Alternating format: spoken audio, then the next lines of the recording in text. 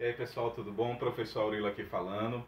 Hoje a gente vai ter uma aula importante sobre Nicolau Maquiavel, esse filósofo aí que trouxe ideias revolucionárias para a Europa, sobretudo nessa região aqui da Itália. Queria chamar a atenção aqui para esse cantinho da Itália e lembrar vocês que vocês têm que resumir a aula no caderno, beleza? Vamos fazer um resumo aí da aula.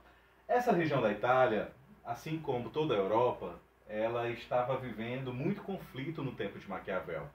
Esses pedacinhos coloridos são pequenos reinos naquele tempo. A Itália, por exemplo, hoje é isso aqui tudinho, né? Mas antigamente era toda fragmentada. E os reis brigavam demais entre si, cada qual querendo o lugar do outro, o poder do outro, as terras do outro, né? Aí assim, o que é que Maquiavel vai fazer? Maquiavel vai ser uma espécie de analista político, uma espécie de cientista político. Ele vai perceber quais as melhores estratégias um rei deve ter, como é que cada um aqui se faz para se manter no poder, para se defender ou para atacar seus rivais, etc.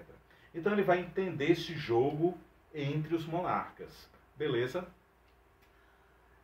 Tem uma frase de uma estudiosa de Maquiavel que ela fala o seguinte, ela resume assim um pensamento que Maquiavel achava dos monarcas, né? Ela dizia que os fins justificam os meios. Essa frase não é de Maquiavel, é de uma estudiosa. Muita gente pensa que é de Maquiavel, mas não é. Cuidado com isso nas provas aí, nos Enéms da vida. Beleza? Mas enfim, o que é que ela quer dizer com isso?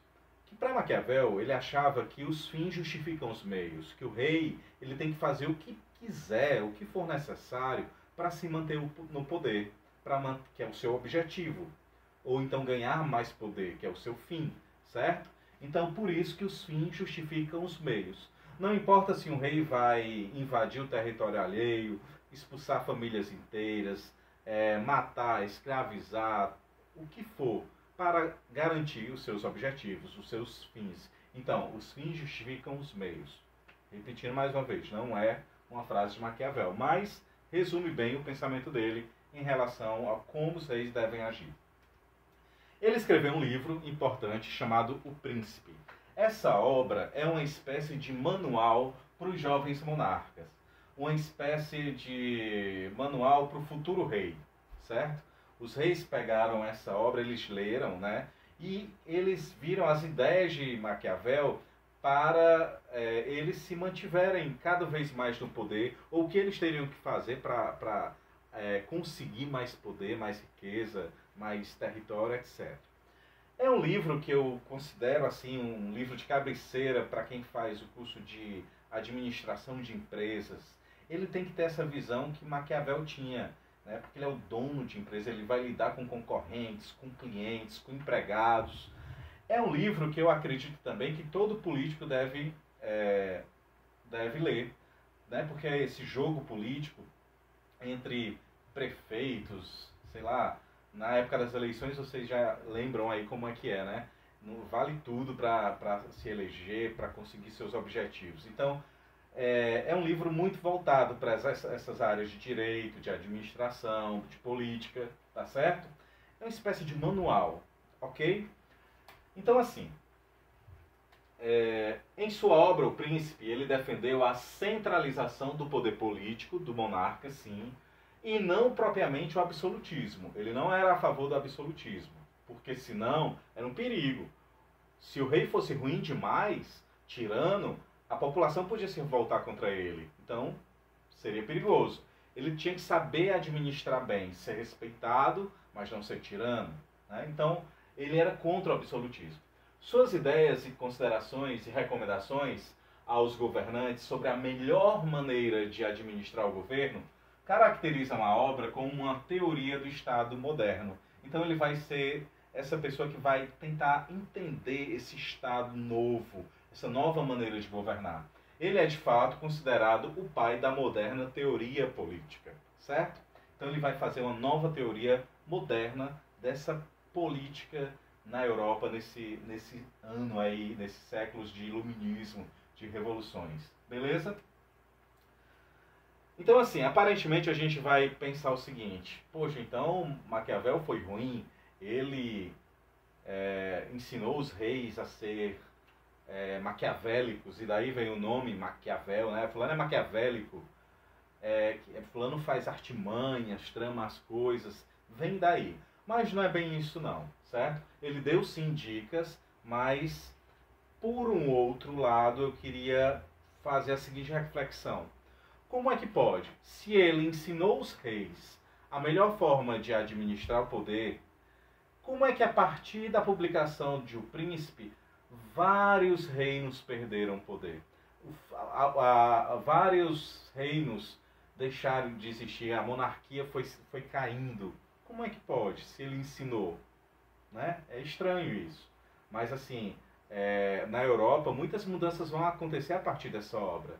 Mas como é que pode, se ele tentou ajudar? Calma lá. Uma segunda interpretação diz que ao escrever O Príncipe, Maquiavel tentava alertar o povo sobre os perigos da tirania, tendo entre seus adeptos Baruch de Spinoza e Jean-Jacques Rousseau. Esse último, Jean-Jacques Rousseau, escreveu assim: é que Maquiavel fez ver com evidência, fingindo dar lições aos reis, deu-as e grandes a quem? Aos povos. Então, de posse do príncipe, desse livro, dessa obra, a população, a burguesia, entendeu quais as fraquezas do rei, o que os reis não deveriam fazer, que poderiam perder o poder. Então, de posse dessas informações, o povo pegou a obra O Príncipe e usou a seu favor contra os tiranos, contra os reis absolutistas, certo? E aí, muitas revoluções vão começar a acontecer na Europa, inclusive a Revolução Francesa, a Revolução Inglesa, etc. Tá certo? Então, não que ele, por um lado, espero que vocês tenham entendido, ele fingiu dar orientações aos reis, mas estava, na verdade, alertando o povo. Beleza? Vamos lá. Eu acho que dá tempo de resolver algumas questões do Enem. Beleza? Que é grande, mas eu acho que é rapidinho. Olha só. Nasce aqui uma questão. Enem de 2013, né? Se vale mais ser amado do que temido ou temido do que amado? Responda-se que ambas as duas coisas seriam de desejar, mas porque é difícil juntá-las, juntar as duas coisas, ser amado e temido, o rei, ao mesmo tempo. Ele consegue as duas coisas? É muito mais seguro ser temido do que ser amado para o rei. Quando haja de faltar uma das duas, na dúvida é melhor ele ser temido.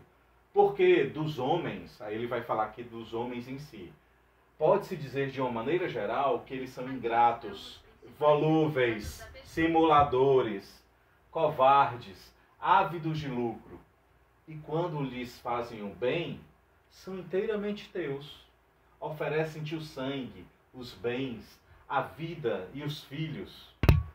Quando, como acima disse, o perigo está longe, mas quando ele chega, revoltam-se. Certo? Maquiavel, Príncipe, ok. A partir das análises históricas do comportamento humano, em suas relações sociopolíticas, Maquiavel define o homem, né? Aqui ele falou que o homem, de uma maneira geral, os homens pode-se dizer que são ingratos, simuladores, volúveis, covardes, ávidos de lucro, né? Ele define o homem como um ser munido de virtude, com disposição nata a praticar o bem a si e aos outros. Não mesmo, né?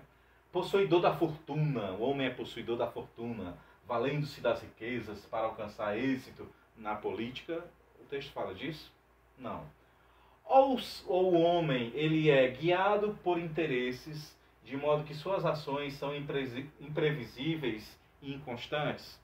Item C, né? Vejam como é fácil. Ele diz aqui que são covardes, ávidos de lucro, né? Então, quando eles têm a primeira oportunidade, revoltam-se, né? Então, item C. Deixa eu tentar ir aqui para mais uma questão. Acho que dá tempo. Menorzinha. Vamos lá. O príncipe, portanto, não deve se incomodar com a reputação de ser cruel. Não tem que se incomodar com isso, se o seu propósito é manter o povo unido e leal. De fato, com uns poucos exemplos duros, poderá ser mais clemente do que outros, que por muita piedade permitem os distúrbios que levem ao assassínio e ao roubo. O Príncipe, Editora São Paulo, etc. No século XVI, Maquiavel escreveu O Príncipe, reflexão sobre a monarquia e a função do governante. A manutenção da ordem social, segundo esse autor, baseia-se na... Então, manter a ordem social, segundo Maquiavel, baseia-se na inércia do julgamento dos crimes polêmicos, ou seja, o rei tem que ser inerte, neutro, nulo, em relação a julgar os crimes polêmicos, não tem que se envolver? Não. O rei tem que agir com bondade em relação ao comportamento dos mercenários? Tem que ser bonzinho? Não.